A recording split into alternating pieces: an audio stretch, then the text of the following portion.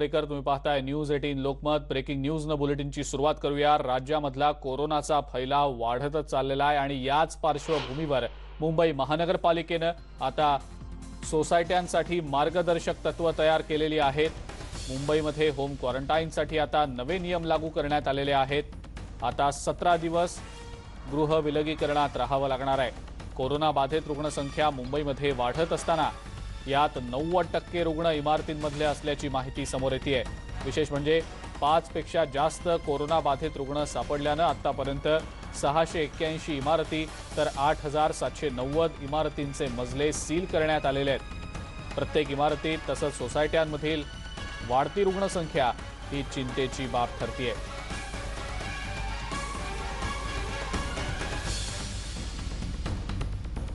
सोसायट्यांसाठी नवी मार्गदर्शक तत्व आता जारी करण्यात आलेली आहेत। एक नजर टाकूया ही तत्व नेमकी काय आहेत ती। घराबाहेर पडताना सॅनिटायझर, मास्क आणि ग्लोव्ज वापरा। लहान मुलं आणि ज्येष्ठांनी विनाकारण बाहेर पडू नये। सोसायटीत वावरताना मास्क घालणं बंधनकारक आहे। 2 व्यक्तींनी 6 फूट अंतर राखून संवाद साधावा। सोसायटीमधल्या वेटिंग रूमचा वापर करू नये।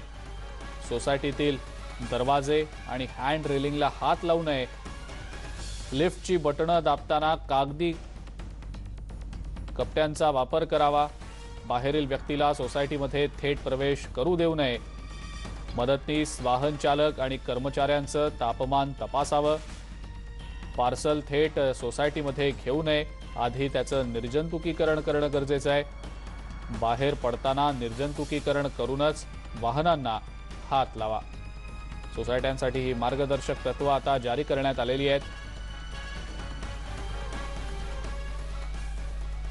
आणि याच संदर्भात आपण अधिक माहिती जाणून घेणार आहोत। आपल्यासोबत आपल्या प्रतिनिधी प्रणाली कापसे आहेत सध्या। प्रणाली, मुंबई महानगरपालिकेने आता काही नवी मार्गदर्शक तत्व जारी केलेली आहेत, काही नवे नियम घालून दिलेले आहेत, कारण वाढती कोरोना रुग्णसंख्या आता भरपूर चिंतेचा विषय ठरू लागलेली आहे। प्रणाली, काय सांगता येईल त्याबद्दल? अगदी खरे जिंके, आपण जर बघितलं तर महानगरपालिकेच्या वतीनं ही मार्गदर्शक तत्व केवळ सोसायट्यांसाठी नाही तर तुमची कार्यालयाची जागा असेल, वैयक्तिक असेल, अशा 2-3 स्वरूपाची जारी करण्यात आलेली आहे, ज्याच्यामध्ये काही गोष्टी या कॉमन आहेत। म्हणजे जसं मास्क घातला पाहिजे, हात सॅनिटाईज केले पाहिजे आणि सुरक्षित अंतर ठेवलं पाहिजे। परंतु त्याचबरोबर प्रवास करत असताना किंवा तुम्ही घरात वावरत असताना त्यांनी काही नवीन मार्गदर्शक तत्व सांगितलेली आहे, ज्याच्यामध्ये त्यांचं असं म्हणणं आहे की जर तुम्ही घरात जेवायला बसत असाल तर समोरासमोर बसू नका। पूर्वी जी भारतीय पद्धत होती पंगत, त्या पंक्तीमध्ये तुम्ही जेवायला बसा, जेणेकरून एकमेकांच्या समोरासमोर येणार नाहीत तुम्ही लोक।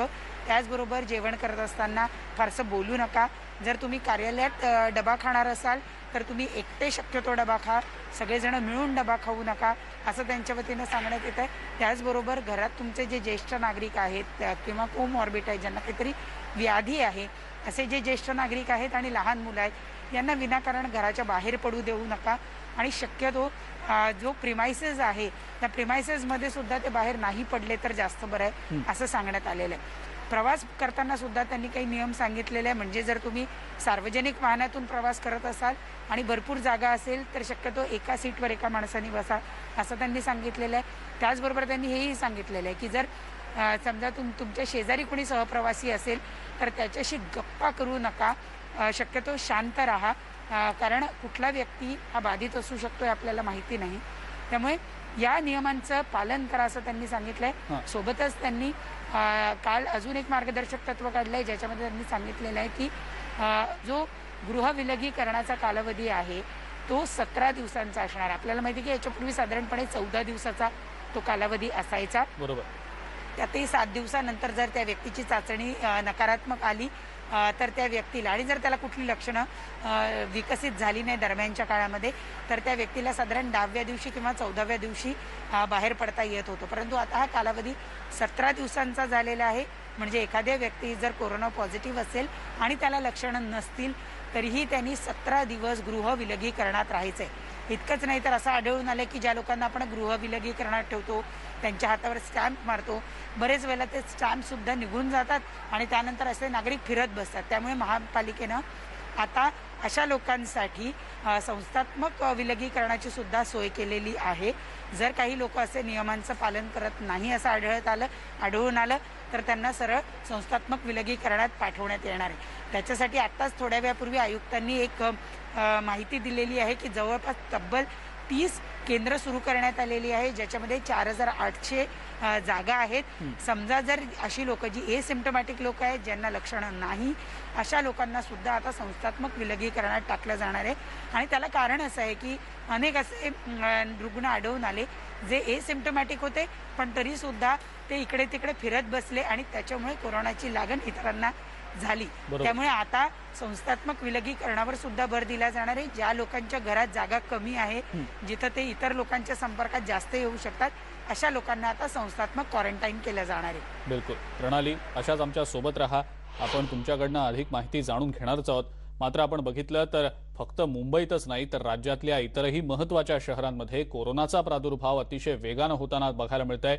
आणि खास करून पुण्यामध्ये जर आपण बघितलं तर कालपासून संध्याकाळी 6 वाजल्यापासून कोरोना मिनी लॉकडाऊन अर्थात 12 तासांची संचारबंदी लागू झालेली आहे. लक्ष्मी रोडवरच्या बहुतांश दुकानदारांनी त्यांची दुकानं वेळेवर बंद केलेली, मात्र घराकडे निघालेले नागरिक बराच वेळ रस्त्यावर फिरत होते. पुणे शहर आणि जिल्ह्यात झपाट्यानं होणारा कोरोनाचा संसर्ग आटोक्यात आणण्यासाठी राज्य सरकारनं हा निर्णय घेतला होता. दरम्यान काल सुरू झालेल्या मिनी लॉकडाऊन नंतर आज सकाळी पुण्यातलं चित्र नेमकं कसं आहे हे देखील आपल्याला जाणून घ्यायचंय आणि याच संदर्भातली अधिक माहिती आपण जाणून घेणार आहोत. आपल्या सोबत आपले पुण्याचे प्रतिनिधी वैभव सोनावणे आहेत सध्या.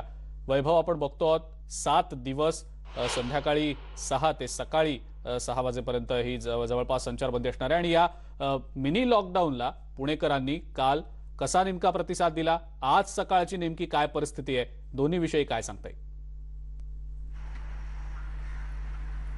अजिंक्य, कालची संध्याकाळ ही लॉकडाऊनची पहिली संध्याकाळ होती, त्याच्यामुळे काही अंशी गडबड नक्की झाली होती. मात्र जे दुकानदार आहेत लक्ष्मी रोडवरचे, यांनी सगळ्यांनी 6 वाजता दुकानं जी आहेत ती बंद केली होती. काल पोलिसांनी बॅरिकेडिंग केलेलं होतं, चेकपोस्ट लावलेल्या होत्या याच ठिकाणी. आज सकाळी 6 वाजता ज्यावेळेस लॉकडाऊनची वेळ संपते त्यावेळेस यातायात वाहतूक जी आहे ती सुरू झालेली होती. मात्र आज सुट्टीचा दिवस असल्यामुळे तुरळक पुणेकर जे आहेत ते बाहेर पडताना दिसतात. एक तर रस्त्यावरती PMP नाही आहेत, PMP बंद असल्यामुळे सगळे रस्ते जे आहेत ते पूर्ण मोकळे दिसत आहेत. आणि अशात सुट्टीचा दिवस असल्यामुळं काही किरकोळ संख्येनं नागरिक जे आहेत ते रस्त्यावरती आलेले पाहायला मिळतात. आणि या सगळ्या पार्श्वभूमीवरती आता लक्ष्मी रोडवरचे काल संध्याकाळी जी दुकानं बंद करण्यात आली ती दुकानं अजूनही उघडण्यात आलेली नाही. साधारण 10 वाजेच्या सुमारास ही दुकानं उघडतील.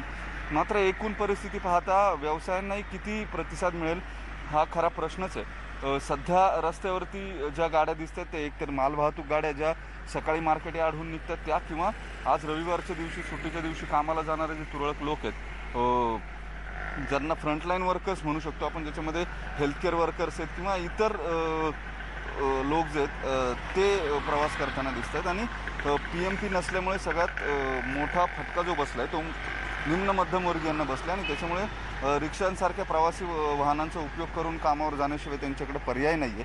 मात्र या सगळ्या परिस्थितीत आणखी लोक जे आहेत ते रस्त्यावरती येऊ नयेत. महत्त्वाचं म्हणजे अगदी सकाळी 9 वाजेपर्यंत या अलका टॉकीज चौकामध्ये अजिबातच गर्दी नव्हती. आता तुरळक गर्दी जी आहे, तुरळक वाहनं जी आहेत ती रस्त्यावरती दिसायला लागलेली आहेत. दुकानं बाजारपेठांमधली अजून मुख्य बाजारपेठांमधली उघडलेली नाही आहेत. एकूण पुणेकरांनी तसा प्रतिसाद जो आहे तो उत्तम दिला आहे. मात्र काल संध्याकाळी एक गडबड झालेली पाहायला मिळाली. काल पहिला दिवस असल्यामुळे संध्याकाळी 6 नंतर जे लोक घरी जायला निघालेले होते या सगळ्या लोकांनी प्रचंड गर्दी जी आहे ती रस्त्यावर झाली होती. कारण सगळ्यांनी एकच गर्दी केली, पोलीस मारतात की काय अशी भीती अनामिक अनेकांमध्ये होती. रस्त्यावरती अडवलं जाईल का, काहीसे संभ्रमाचं वातावरण होतं. व्यावसायिकांमध्ये संभ्रमाचं वातावरण होतं. गेल्या वेळेस अत्यावश्यक सेवांमध्ये असलेली अनेक दुकानं जी आहेत ती यावेळेस अत्यावश्यक सेवांमधून वगळण्यात आलेली आहेत. त्याच्यामुळे त्यांच्यामध्येही संभ्रम जो आहे तो कायम होता. या सगळ्या पार्श्वभूमीवरती कालची पहिली संध्याकाळ लॉकडाऊनची आणि आजची पहिली सकाळ असं म्हणावं लागेल. मात्र काल आणि आज तुलनेनं दोन्ही दिवशी सुट्ट्या ज्या आहेत त्या होत्या, त्याच्यामुळे तसा फारसा रहदारीचा भाग जो आहे तो रस्त्यावर दिसला नाही. आज एक परिस्थिती एकूण तशीच दिसते. अजिंक्य, बिलकुल वैभव, धन्यवाद. सविस्तर माहिती आपण दिलीत त्याबद्दल. आणि या संदर्भात